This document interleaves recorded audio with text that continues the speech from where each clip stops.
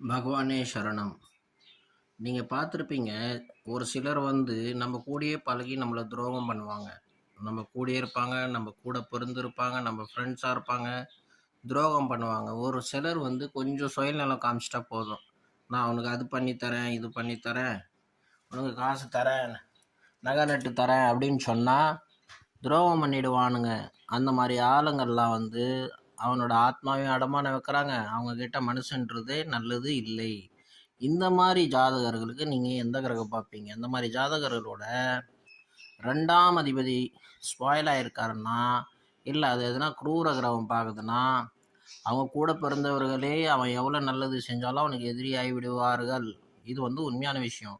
So இந்த விஷயத்த நீங்க தெரிஞ்சுக்கணும்னா, இன்னும் சில வேற கிரகங்கள குரூர கிரகங்களையும் பார்க்கலாம். அவங்க கேட்டுட்டாங்கன்னா அனலைஸ் பண்ணி சொல்லணும்.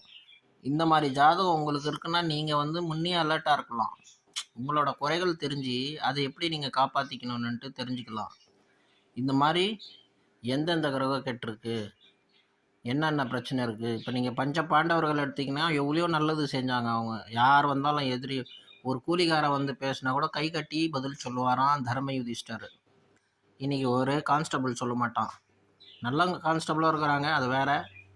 பட் நார்மலாக யாரும் சொல்ல மாட்டான். ஒரு கவுன்சிலரே அவனை கலெக்டராக நினைப்பான். ஸோ அந்த மாதிரி உலகத்தில் நம்ம வாழ்ந்துட்டுருக்கோம். ஸோ இந்த மாதிரி விஷயம் இல்லை. பஞ்ச பாண்டவர்கள் வந்து திரேதா யுகத்தில் இவ்வளோ தர்ம ஸ்தாபனத்தை வந்து ஸ்தாபனம் பண்ணதுனால திருலோகிநாதர் பகவான் கிருஷ்ணர் அவங்க கூட இருந்தார். தர்மம் எங்கே இருக்குது, அங்கே தான் பகவான் இருக்கா.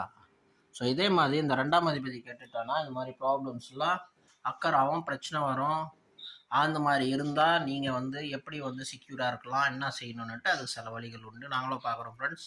எங்களை நீங்கள் வந்து காண்டாக்ட் பண்ணிங்கன்னா நீங்கள் எதுவும் சொல்ல வேண்டிய அவசியம் இல்லை. பகவானே சரணம்.